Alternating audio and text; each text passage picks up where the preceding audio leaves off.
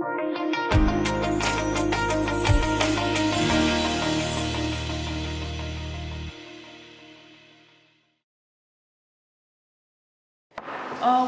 ora koutou.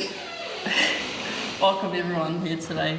So our discussion today is just around mental health and kind of just normalising talking about it, being open to have that open discussion with friends, with family, and not letting it be a secret or something to be kept hidden. And so thank you all for being here. I guess just to start us off, if we can just do our introductions, just to introduce myself. Kia ora whānau. My name's Leilani. Born and raised right here in Kahingunu, from Korongata, from Omahu, and working in mental health and addictions currently. So really have a passion for this mahi. And maybe we'll just go around this way. I'm Paige. I'm Paige Taylor, and my whānau whakapapa back to Paki. In my role currently, I'm a counsellor at Dove Hawke's Bay, and I work in two different kura, so Flaxman College and Mangatiri as well. Yeah. Hello, my name is Khalil. I was born and raised here in Hastings. I whakapapa here to Bridgepark, and whānau from here. Currently my mahi is working with vulnerable whānau and children, rangatahi, supporting our rangatahi. I'm very passionate about this work and making a difference any way I can, whether that's small or big. But yeah. Yes. Hi everyone, my name is Judy. I'm originally born and raised in Hamilton, New Zealand, Templeview. I work in forensic clinical mental health, which is in the prisons. So I work with men 18 to 75, probably say 75. And I offer one-on-one talk-based therapy. Nice, cool. Kia ora, my name's Maya. From Hawke's Bay as well. We both run our own charity. We're co-executive directors of our charity Nevertheless. And our kaupapa is all about supporting young people in the Rainbow community with mental health. Awesome. Kia ora everyone, my name is Shaq. Proud to be from 879 Flaxmere. Yes, we work with the Rainbow, Māori and Pacific communities. We're really passionate about advocating for mental health, and also hauora is a holistic wellbeing as well. So yeah, kia ora. Kia ora. Yep. Thank you everyone. I guess just to get the ball rolling, I think maybe we can start in with a little bit of a check-in, like how are we feeling today, even just doing this this discussion. I think we'll kind of start off talking about how we're feeling, just to start off, and then we can talk a bit about mental health in general. But we don't have to go in order, we can just kind of jump in. How are you feeling about tonight, I guess? I think feeling, because it's the end of the week, and because it's a day-to-day basis job, sometimes it can be really exhausting. So when you're at the end of the week, you want to clock out and think of anything but mental health. But because we're here, I think it's because my reasons of being here is because I'm passionate about it, and I think it's such a huge need that needs to be talked about on any platform that's available. So that's why I'm here, and I'm excited / a bit tired. I think it's a bit of a different thing, like we don't really catch up to talk about mental health. So this is really new to all of us, and I think we're all feeling a little bit nervous and not sure maybe why we're here. Because I think we need to put ourselves out there a bit more and step into that position, or to the table literally. Because we're rangatahi, we're going to be leaders. Just destigmatizing that. Yeah, for sure. And I guess, I think that's part of why we're here, is just normalising that we can have that discussion about how we're feeling or what's going on inside. And I guess with the different areas of mahi that we work in and the people that we're working with, how do you think destigmatizing or talking about mental health is being improved within our community or within the, I guess the extent of your mahi. Have you seen that improvement, or do you think that there's still, I don't know, a lot of stigma around mental health? I think for us with mental health, because a lot of it is like internal, it's kind of like, it's really hard to measure if people's mental health is getting better. And so we kind of don't take that upon ourselves, but I think when working with people and just providing like safe spaces for people to talk about like their feelings, or their emotions or things that they're going with and how it's affecting them, in a way it's not just destigmatizing mental health, but it's just giving people like a space to have a voice. And that has a lot of meaning, and we don't always see the fruits of like, you know, our labour. But yeah, I think mental health as a concept is so westernised. Like if we think of being here at the marae and our haura and wellbeing and how it's all connected, like we might think we don't talk about mental health, but if we're asking people like how they're doing, how their week's been, like that in a way is contributing positively to their mental health, because they know, oh, it's a safe space to talk about how I'm doing rather than what I'm doing only. Yeah. It's my whakaaro. I like that. I'll just, kind of go based off you as well. I work in, like I was saying, in a clinical role, which is very Western, I work in a Western module, Western everything, role, even my team, everything we do. But I think for me, I utilise that space to be able to destigmatise mental health in a cultural view, which means, if we look at the background of statistics for incarceration, Māori are overrepresented in incarcerations, all over New Zealand, also Indigenous people in all nations, actually. Yeah. And so what that means is that when we're meeting with them, even though I'm seen as a clinical person, that's where we're seeing the cultural dynamics, where the stigmatisation is, we don't care about mental health, we don't want to talk about it, right? And then also the other issues and statistics that come from that is, there's a reason why they're in there. There's so many unaddressed trauma, there's so much issues that come before them, and none of that's being treated or even talked about. So using a clinical space for me allows me to come in and say, hey, let's look at it from a cultural view, get to the point of destigmatizing. It's okay to talk to me. I'm human, I'm here to have a conversation with you. I'm not here to do an assessment. I'm not here to say, oh, you're diagnosed with, DSM, Nothing like that. We move away from the clinical modules and we come person to person, which is, Pacifica language, talanoa, just like with Māori, same thing. We're here to talk. This is how we address not mental health, but haura, looking at it from a holistic point of view rather than, oh, I'm here to do an assessment, tick all the boxes and walk away. So that's how I see it from my space, as well as going off what Shaq is saying. For sure. It really is important for probably Indigenous in that space to kind of set a tone of utilising Indigenous tools in our spaces as much as possible as a help to de-westernise things as much as possible and have that talanoa, do the kanohi ki te kanohi, or as much as possible. And I think that's what will really help people, is that genuine face-to-face love, care. And I think, those core values of tika, pono, aroha that really make a difference at the end of the day. And I guess now to kind of look at the everyday, whānau, because I think mental health as well is quite broad. And even just in our discussion, we've talked about like assessments and stuff like that, of like more clinical side of mental health and possible mental health disorders.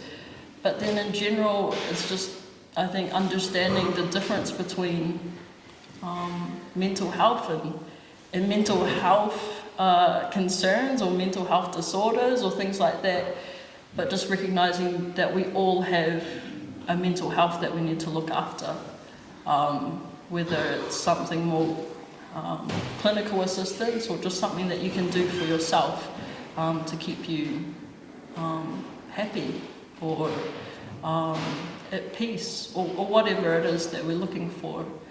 And so what would be your guys' advice for someone or even for yourself, like things that you do to help boost your mental health? I think for me, grounding myself, whether that be at church, whether that be going to the marae, whether that be staying home with my whānau, sitting on the couch, just looking at what grounds you and brings you back to now. I feel like a lot of times I can find myself thinking of past experiences or worried about what's going to happen in the future. What are my goals? What am I doing? But I think just grounding myself in here and now helps me a lot. Yeah. I think anything that promotes like relaxation and joy for me. So for me, like I enjoy fitness. Isolation is a big one for me. I need, because you're working with people every day, you're listening to like their challenges, their issues, and then at the end of the day I'm just absolutely done. So I can't wait to go home and just be with myself, with family, friends, but mostly with myself because I need to regather myself so that my cup is full again so that I can pour into others, right? But yeah. No one else says anything? I think that's a nice point to touch on as like normalizing taking time for yourself. That's okay and that's actually good. You should do that, and being okay with yourself. That's sometimes a scary thing, to be on your own but you're happy with your own company. Yeah. Like some people used to say, oh, you're like a loner, or you don't like society, but it's actually you're just comfortable with your own company, and that's a good thing. But one of the programs that we offer is around lifelines and identifying one's thing that they can hold on to or reach back to when times get hard. And so what is a lifeline? It might be that grounding moment, or yourself might be a lifeline. But those are some of the things that we teach our rangatahi and ourselves as well. And I think for me it was really difficult to identify one for myself because I felt like all my lifelines had been cut. Yeah. And so finding yourself or finding those lifelines can be a journey in its own. Nice. Yeah, it's a lot of just kind of, I really like what you said, being comfortable with yourself. Taking that time to pause and grounding yourself. All self-care, looking after yourself and prioritising your needs, to help yourself and to help your whānau, really, because you can only help others as much as you can help yourself. And I think even just thinking about myself, I'm one of those kind of loner people that just like my space. When I when I want to be in my space and when I want to socialise, I'll have my little outing and then that's it for the month. No, that's it. But I think it's just knowing yourself and knowing what you need. And I think of my family. I think of my mum. They've grown up really always on the go, needing to do 100% in everything. And, it comes from a good place, comes from serving others and wanting to help people. But often it's coming home feeling really drained, feeling really tired and burnt out. And I think seeing my mum go through that has kind of really pushed me to want to help my mum, help my family. And especially for myself to set, to model that is that we need to look after ourselves and that we need to, even have just a good sleep, just those basic things that really are important in ensuring our mental health will be okay. what do you think, like, got you into this journey, or like made you so passionate about mental health and helping the community in this avenue? I think for me, like my own personal experiences with trauma, like growing up, and then also my family, like growing up, we never spoke about like mental health or anything like that, and so we also experienced like working with social workers and things like that, but I never had someone that looked like me. And so for me, getting into this work, I wanted to be someone for our rangatahi that looked like them, that understood and empathised with the challenges that they face on a day-to-day. But yeah, and just I try my best to integrate like Māori values into the work that I do. And yes, I am Māori, and the children that I support are Māori, but I also have to acknowledge that I am in a position of power and privilege, and understanding where to position myself to support these children and their families, to help move that family forward. Right? I'm always thinking, is the work that I'm doing, is it performative or is it transformative? And so I'm always questioning, like, when I'm working with a family, okay, is what I'm trying to do, am I trying to put on a performance, or am I trying to transform this family so that they thrive and so, and experience positive well-being? But yeah, that's kind of what led me into this work. For me, it was really similar, more so personal experience dealing with mental health and not knowing that it was mental health. And I think for me, navigating things like religion and sexuality had such a strong impact on my mental health, but for so long I thought it was only a spiritual thing or a physical thing. And now, looking at it, being able to have a bit more perspective on things, I'm really passionate about helping people to like set boundaries, because that's how you avoid burnout, because we come from the cultures of giving and giving.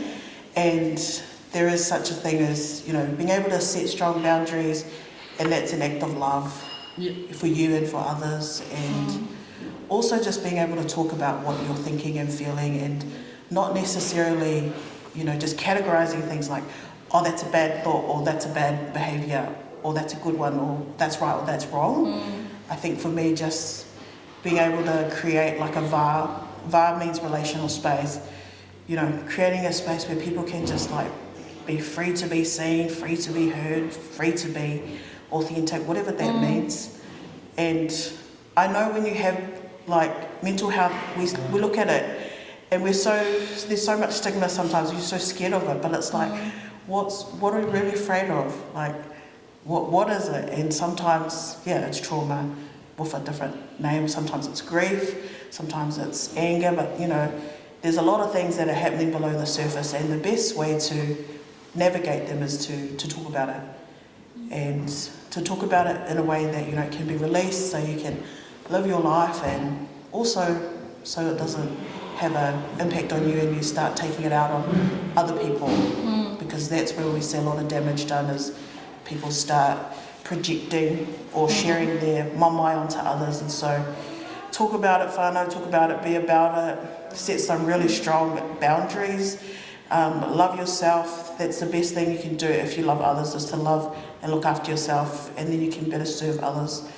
And lastly, just be yourself, like be your full authentic self, and talk about anything that's going on in your mind and your heart, and you'll notice the difference in your mental health, for sure. Awesome, thank you. And I think maybe that brings us kind of to our last segment, is just maybe if we can have a quick round, just following what Shakayla said, of just your closing tips that you would have for our whānau that might be watching or listening to help them with their mental health. We'll go for you, Maya, and we'll just come around. Okay. Really good kōrero. Kind of going off what Shakayla was saying. mental health's really broad. A lot of people are scared of mental health only because they don't know what it is. They don't know how to identify it. They don't know what it means, you know, with mental health. There's so much destigmatization around it, and it's a generation thing too. There's generational trauma. And then there's the different aspects that I like to talk about with a lot of people I work with, or the different factors like culture, religion. These are all colonization, right? These are all the impacts that come into the mix, and it makes it really difficult. It makes it so difficult for us to even know what mental health is. You know, some people think it's just emotion. Some people think it's someone that's going crazy on the street, you know. And we're scared of it because we're uneducated in the aspect to know what it is. And once we know what it is, then we're also scared because we don't know how to deal with it. You know, do I need a professional? Do I need to talk to her because she's been through that? You know, who do I talk to? Or how do I deal with this?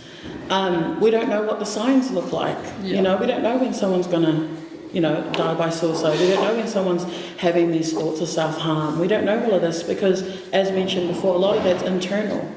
But there are a lot of external aspects that we can look for. And unfortunately, you know, I can't sit here and go through every single aspect or flag that we can help whānau with out there. But there are spaces, just like these two ladies, they hold a space, they have their own organisation, they educate people as well as helping people. There's so much out there in the community.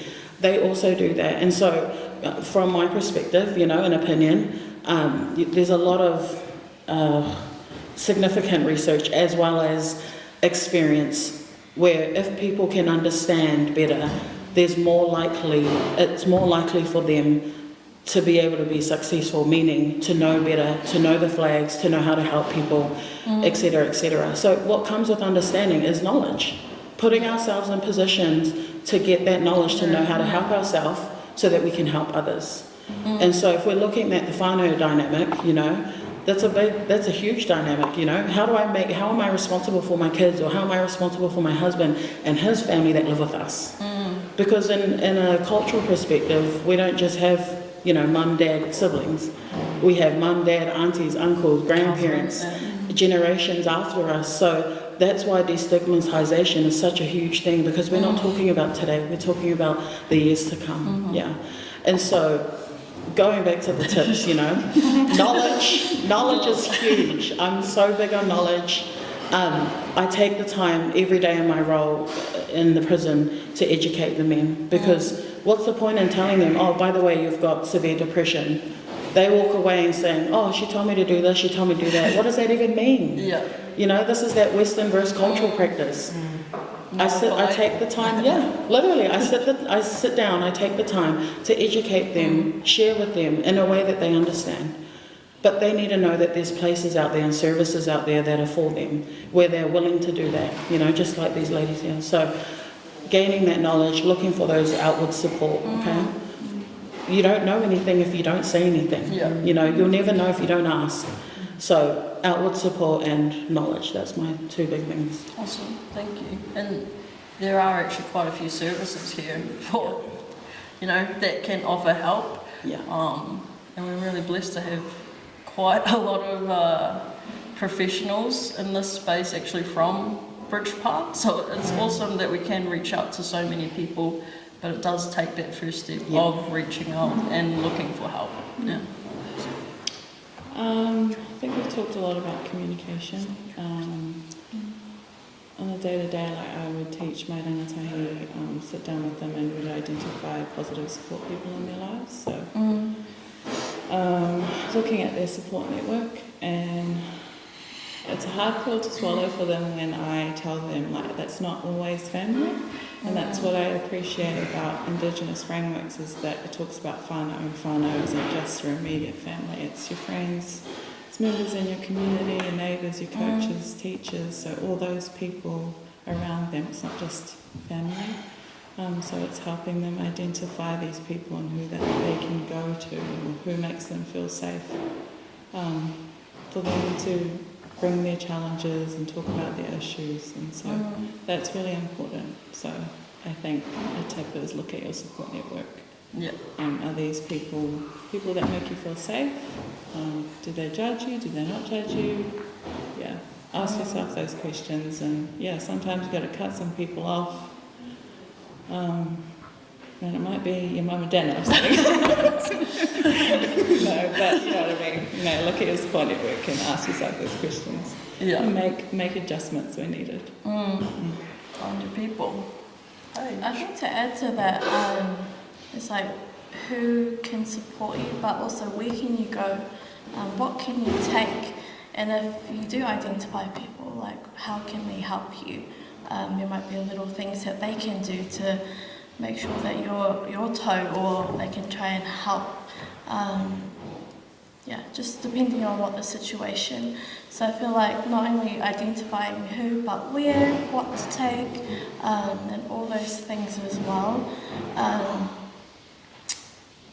Just kind of a plan in place. And it might just be you knowing your plan, but it would help to have someone else to be on board with that plan as well. That's kind of my thing. Yeah. Do you have one? Yep. Find your lifeline, like spend time searching for it. Don't just think that, coming to the beach is my lifeline because I feel good. Actually find what is helping you through those really, really hard times. Not just I'm feeling not so great today because I stayed up all night or something. And then don't be afraid to find another one. Yeah. So have more than one, just in case. Don't be afraid to say no. That's healthy too. Be on your own and say no Those when you want. boundaries, Yeah, boundaries, be selfish. Or if you don't want to call it selfish, put yourself first. Yeah. And love yourself. Like for all you are. Not just how you look, but inside, how you feel, who you love, who you want to be around, and what your passions are. Yeah. Powerful. I think that's really powerful, like loving yourself, flaws and all. And I think my thought is just gone. but I had the idea of loving yourself and loving yourself to, accept it's okay to be sad sometimes. It's okay to be angry sometimes, happy sometimes. That's just how we are, is to go through ups and downs all the time. And we don't have to think that we're crazy when we are going through those things. That we can have those moments to pause and just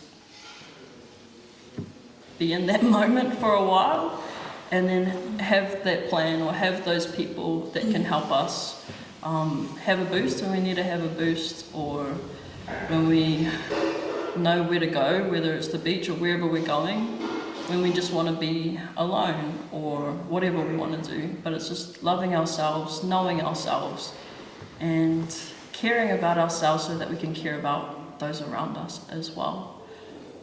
Thank you everyone for your input tonight, and I hope that this discussion is something that can continue on for whānau members to have with their own lifelines, with their own people, just to continue on loving themselves and loving their whānau. But kia ora everybody.